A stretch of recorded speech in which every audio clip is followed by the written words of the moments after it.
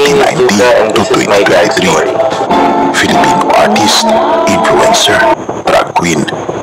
Isang bagay na kumakalat ngayon sa social media. Ang sobrang nag-trending na si Pura Loca Vega daw ay patay na. Pura Loca Vega, patay na nga ba? Or fake news lang? Ano talaga ang totoong nangyari sa kanya? So, kung matatandaan natin mga kapatid, itong si Pura Loca Vega ay isang LGBT drag queen. So, nagtanghal siya dito at nagsuot siya ng costume ng itim na Nazareno. So, ibig sabihin, binastos niya ang ating Panginoong Hesus, binastos niya at ininsulto niya ang relihiyong Katoliko, ang kaugalian ng ang relihiyong Katoliko at ginawa niyang rock version ng itong Ama Namin. So,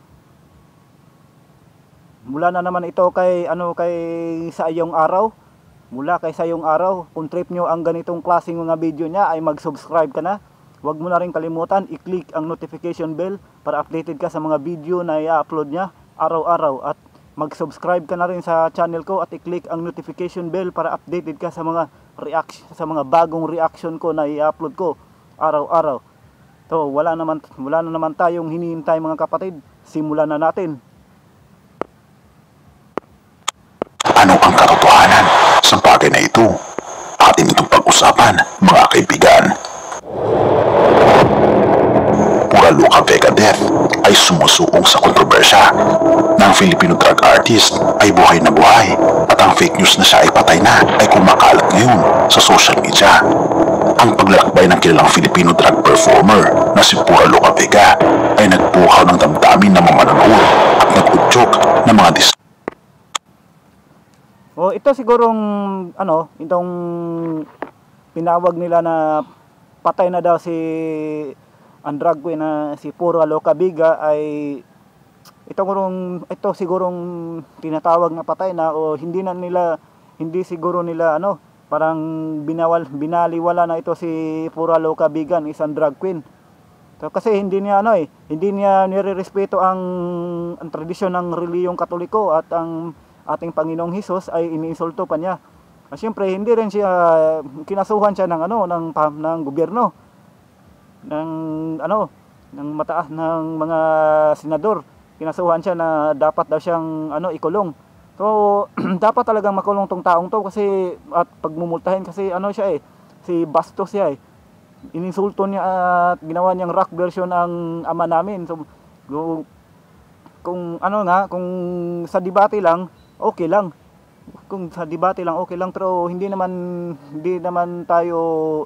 hindi tayo talaga mag-iinsulto talaga sa tulad ng ginawa ni Pura Loca Vega, na pati mahalagang pagdadasal na yung prayer na Ama Namin ay ginawa pa niyang rock version, at parang nasisiyahan pa siya sa kanyang ginagawa. So itong si Pura Loca Vega kasi ay persona ng grata na, kasi siya to sa Manila City, sa malaking lugar sa Manila. Lahat ng lugar parang hindi na siya tinatanggap, hindi na rin siya nirerespeto, kasi siya ang nauna hindi niya nirerespeto ang ating Panginoong Hesus. Iniinsulto niya ang tradisyon ng relihiyong Katoliko. Kaya persona non grata na siya. Okay? Patuloy natin. Nagsimula sila sa mundo ng drag noong 2017. Nagulat ang mga tao sa kanilang kakaibang itsura na may makulay na balbas at malikhaing perspektibo sa kasarian. Sa opinyon ni Pura Loca Vega, ang drag ay isang mapanukso at makapangyarihang payag na politika. Ngayon pa man, ang kanilang matapang na pagganap ng isang bersyon ng kantang Ama Namin noong 2023, habang nakadamit bilang isang karakter na ginaya ang ating Panginoong Hesus, ay nagdala sa kanila sa harapang pampubliko. Ang pagkilos na ito ay nagpudyok ng debate na nagresulta sa pagsasalitaan at mga problemang legal. Bakit kilala ang Pura Loca Vega death? At bakit nga habang nagtrending na si Pura Loca Vega ay patay na. Ang balitang kamatayan ni Pura Loca Vega ay kilala na ngayon sa ilalim ng ilang dahilan. Sa Pilipinas, kilala si Pura Loca Vega sa kanilang matapang na drag performances. Partikular na noong kanilang inawit ang isang rap remix ng isang relihiyosong awit habang nakadamit bilang isang karakter na na-inspire ng ating Panginoong Jesus. Malakas ang tugon ng mga leader at grupo ng reliyon dito at anumang balita tungkol sa kanila ay nag-iisang paksa ng malaking pansin at debate. Bukod dito, si Pura Loca Vega ay nakatagpo ng mga problemang legal at mga balita Tingnan mo naman yung ginawa niya, oh. Parang parang ginujoke niya pa yung pagkain ng ostyas. Minumukbang lang niya ang ostyas. So, sabi nga ng iba, ito daw si Pura Loca Vega ay parang sinapian daw to ng demonyo. Kaya na nagawa yan. Parang sinapian ng demonyo at parang parang wala talaga sa tamang pag-iisip ang ang baklang ito eh.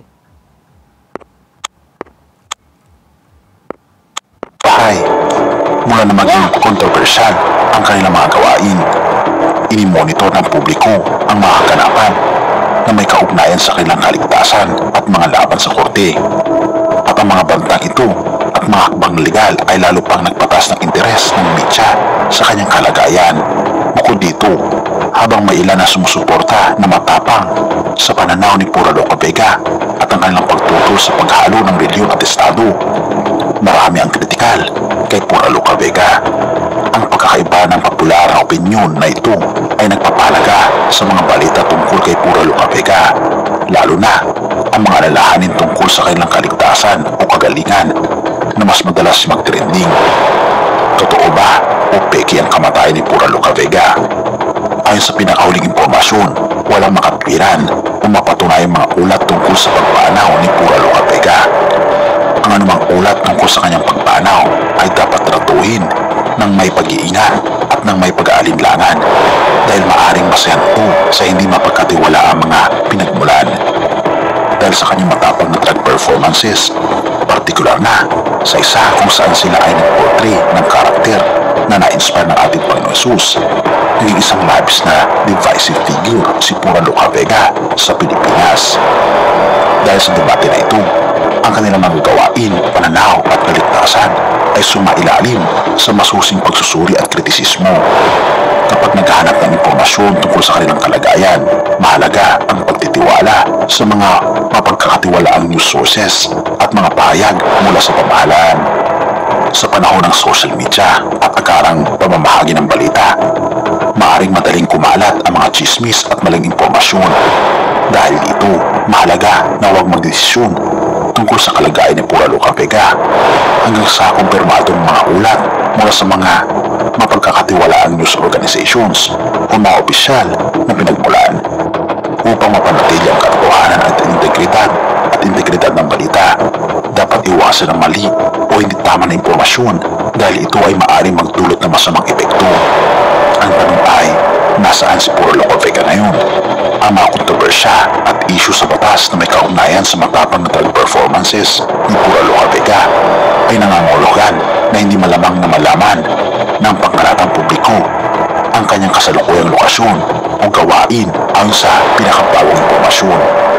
Pagkatapos silang tanggapin ang mga kritisismo dahil sa pagpapakita ng isang karakter na in-inspire sa ating Panginoong Jesus sa isang drag performance, maaaring nagdesisyon si Pura Loca Vega na panatilihing mababa ang kanyang profile.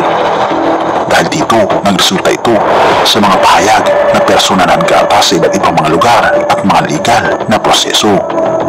Mahalaga, tandaan na sa panahon ng mga pagsubok, madalas na nagpapahinga o nagpaprotekta ang kilalang personalidad upang harapin ang legal na issue, protektahan ang kanilang personal na kaligtasan o maglaan ng pansin sa kanilang kagalingan.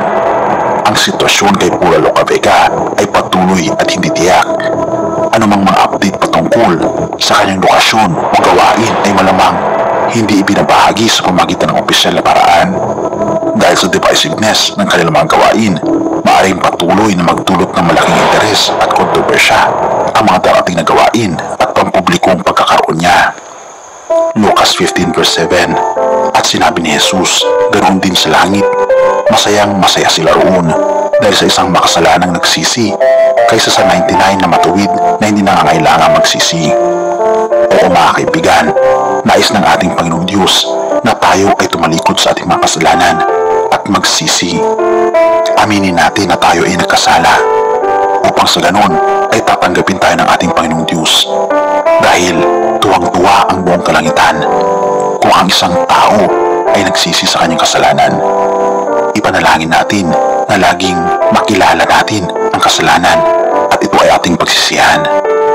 Purihin ang ating Panginoong Diyos at salamat mga kaibigan sa iyong panonood. Tayong manalangin.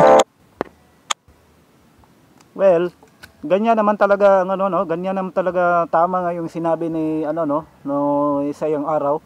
Ganyan naman talaga kapag kapag high profile o sikat na kapag na sila, meron silang mga pinagdaanang mga problema. So ino lang niya yung binabalitan niya na pinaplano nila yan na pinaplano nila yan na ibalita itong fake news na ito na patay na si Pura Locabiga para tigilan na siguro itong si Pura Locabiga kasi kasi matindi ang ginawa niya ito eh. So buong Katoliko, buong Katoliko talaga ng Pilipinas lagi. No, yung niya, yung niya dito, nasaktan niya dito sa kanyang pagpe-perform ng Ama Namin na ginawa niyang rock version at ininsulto niya pa ang ating Panginoong Hesus at ang tradisyon ng Puunan Nazareno.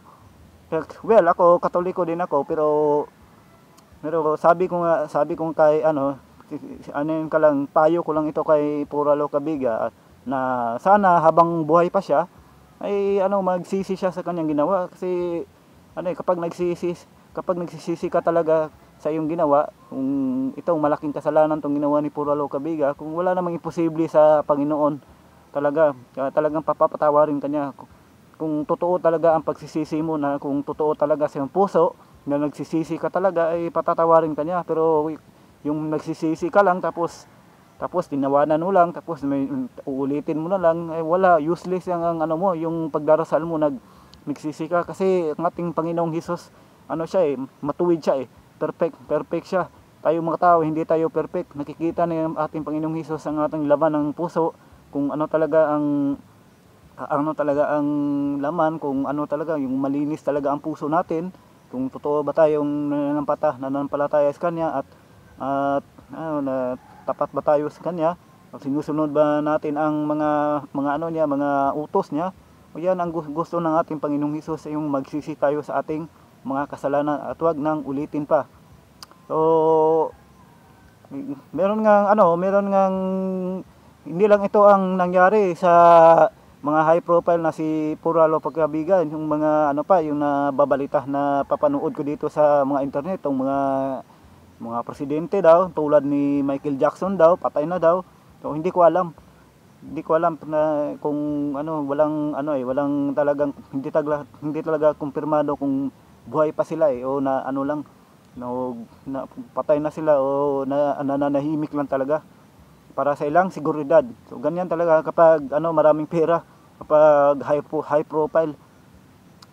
So mga kapatid, salamat sa inyong panonood sa ating reaction video ngayon at magkikita tayo sa susunod kong reaction video. At sana mag-iingat po kayo palagi. So, ako po si Dexter Braganza. So, ang aking channel ay Pinoy Mr. Channel. Pinoy Mr. Channel. So mag-subscribe kayo kung trip nyo ang ganitong klase mga video at i-click mo na rin ang notification bell para update ka sa mga video na i-upload na reaction video na i-upload ko araw-araw. At salamat sa inyong panonood. Peace out.